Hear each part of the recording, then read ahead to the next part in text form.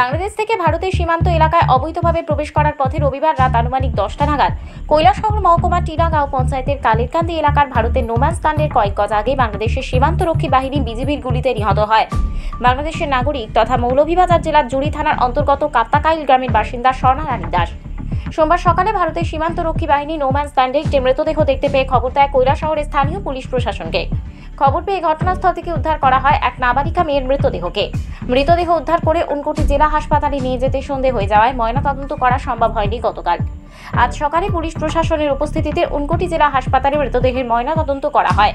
ময়নাতদন্তের আগে দেহ শনাক্ত করেন স্বর্ণার ভারতে থাকা নিকটাত্মীয়। ময়নাতদন্ত চলাকালীন মনু স্থলবন্দর ভারতের সীমান্তরক্ষী বাহিনী ও বাংলাদেশের সীমান্তরক্ষী বাহিনীর মধ্যে এক পতাকা বৈঠক অনুষ্ঠিত হয় এবং সেখানে সিদ্ধান্ত হয় যে ময়নাতদন্তের পর স্বর্ণাকে ফিরিয়ে দেওয়া হবে তার দেশে। সিদ্ধান্ত মোতাবেক আজ বিকেল প্রায় 3টে নাগাদ উনকোটি জেলা হাসপাতাল থেকে মৃতদেহ ময়নাতদন্তের পর নিয়ে আসা হয় মনু স্থলবন্দরে। বিএসএফ পুলিশ আধিকারিক সহ বিজিবির উপস্থিতিতে স্বর্ণার মৃতদেহ তুলে দেওয়া হয় তার বাবা ফরেন্দ্র কুমার দাসের কাছে।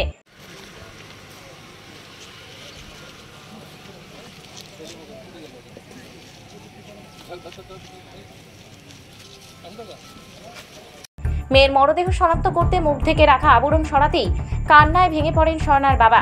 বুকে পাথর রেখে মেয়েকে জড়িয়ে ধরে বারবার বলছিলেন, ভগবান তোর বদলে আমাকে কেন নিয়ে গেল না। চোখে জল দিয়ে মেয়ের মরদেহ শনাক্ত করার পর দুই দেশের আইন মোতাবেক মেয়ে স্বর্ণাকে মায়ের কোলে ফিরিয়ে নিয়ে যান তার বাবা। অবৈধ অনুপ্রবেশের ঘটনায় গুলি চললেও মাত্র 16 বছর বয়সী নাবালিকার মৃত্যুতে শোকাহত দুই দেশ। আজ রাতেই হিন্দু শাস্ত্র মতে মেয়েটির শেষকৃত্য সম্পন্ন হবে বলে জানা যায়।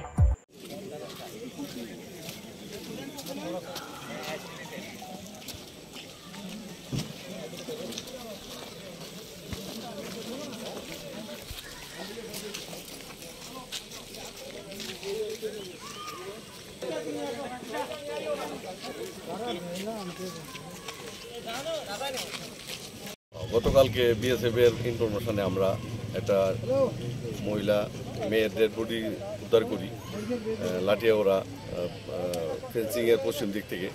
তো এটা যথারীতি আমরা কালকেই পোস্টমর্টমের জন্য হসপিটাল কৈলাসহর পাঠিয়েছিলাম। তো আজকে এটার পোস্টমর্টম কমপ্লিট হয়েছে। আর এক্ষণে আমরা 5টা বাজে এখন বিকাল। তো পোস্টমর্টমের পরে আমরা বিএসএফ এবং পুলিশ মিলে বাংলাদেশের বিজিবি এবং তাদের পুলিশের হাতে এবং মেয়ের বাবার শনাক্তক্রমে আমরা ডেড বডি ওদের কাছে হ্যান্ডওভার করেছি। তো ওরা এখন ডেড বডি নিয়ে চলে গেছে। যে নাবালিকার মানে মৃতদেহটা পেয়েছিলেন আপনারা, সেই নাবালিকার বাড়ি কোথায় ছিল? বাড়ি বাংলাদেশ জুড়ি। তো আজকে এই মৃতদেহটা কে শনাক্তকরণ করেছে? তার বাবা, তার নিজের বাবা ফরিন্দ্র দাস। তো মৃতদেহের শরীরে কোনো ধরনের আঘাত পাওয়া গিয়েছিল কি? এটা তো একটা ফায়ারিং আঘাত ছিল। তো এটা এই মৃতদেহটা গতকালকে ঠিক কোন জায়গায় পাওয়া গিয়েছিল? লাটিয়াপুরা বিএসএফ ক্যাম্প থেকে 2.5 কিলোমিটার উত্তরে কালেরকান্দি। পিলার নাম্বার কি আপনার মনে আছে? পিলার নাম্বারটা মনে নেই। কি মনে করেন এটা কি কারণে এমন ঘটনা ঘটতে পারে?